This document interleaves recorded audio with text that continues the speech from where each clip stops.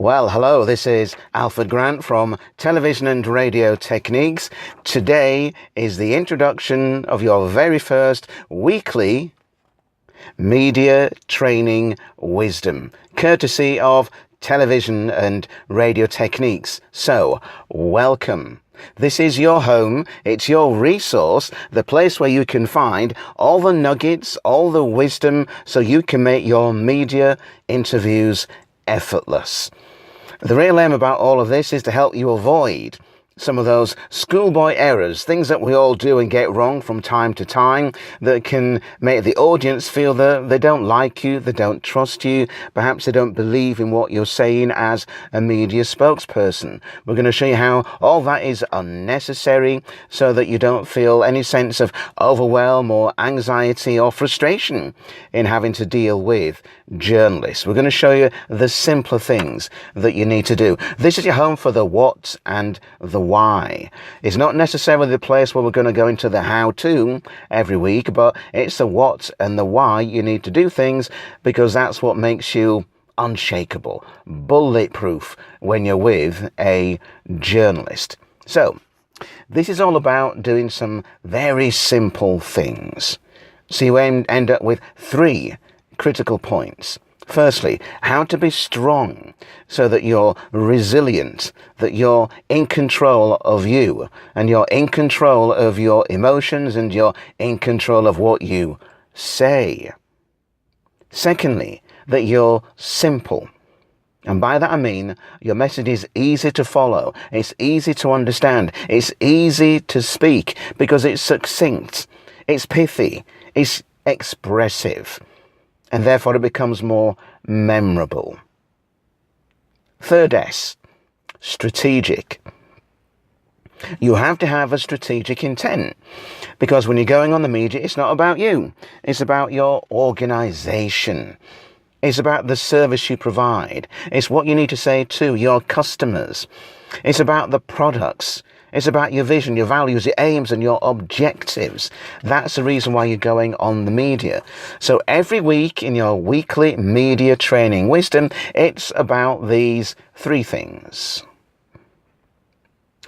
And that's where we'll focus our mind and our thoughts, because our belief is if you focus on those 3 bits, that will give you the breakthroughs that you require, so that you'll always be a success when you're on the media.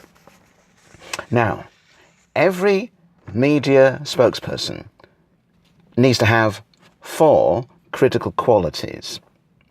Today we're going to focus on just one of those qualities, and I'll tell you what that is in just a moment. But the inspiration for this video today came from Barack Obama's former speechwriter. He was on the media in the last week or so talking about the difference between Donald Trump as a president and how he communicates, and the difference between Barack Obama and how he communicates. And he said it's one single word: discipline. Now, we'll focus on discipline in just a moment, and why it's absolutely integral for any good and beyond media spokesperson. But before that, the 4 qualities that every media spokesperson, every communicator requires to be good and beyond when you're on the media. Firstly, discipline, as I just mentioned. So we'll talk about that in just a moment. You need to have the right skills, the things to do when you're with a reporter. 3, the strategies to ensure that you know how to deliver what you've got to say, and it's simple, it's clear, and it's golden. And what about this, the last bit, the mindset?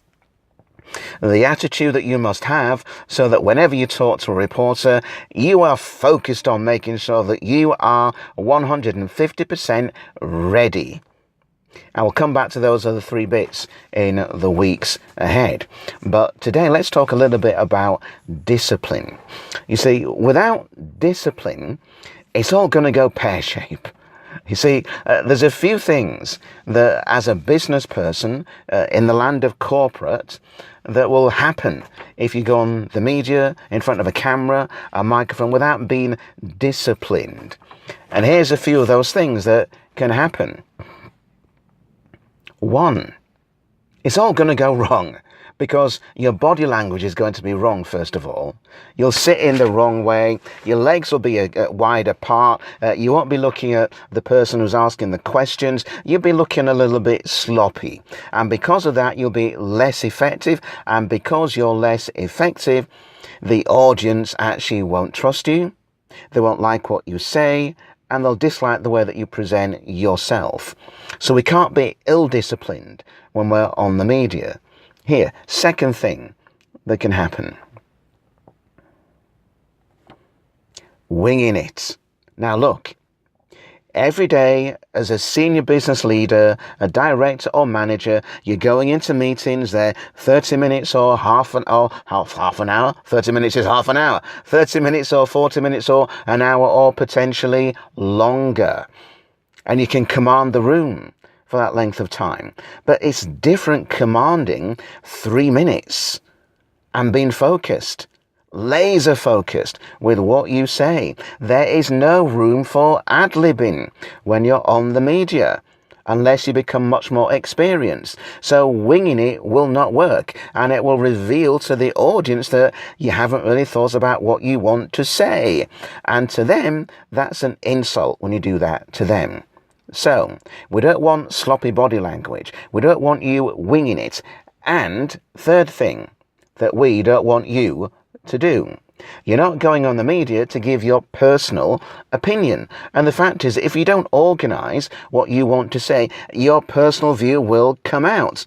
Now, as a journalist, what we care about is what your business has got to say about it. Because we've invited you to talk on the media because you are an expert. So we want to have your expert opinion, not your personal opinion. But that expert opinion is backed up by research and evidence and facts, so that you sound like an expert when you're speaking. We do not want you to go off-piste and give your personal view. If you do any of these three things through a lack of discipline, you're not going to get the headlines that you want. You're not going to get the positive stories that you want. You won't be communicating to your most important audiences and telling them why your business is the best, because you won't be delivering that kind of information that makes them feel that, prudent management, great management, thoughtful management, considered management, excellent management. They won't think that. So there is no room for winging it when you're on the media. Discipline in terms of a system, a structure, the way that you think about your interview, the way that you plan it from beginning to end. Did you know there are 5 steps that we call the 5 media success habits?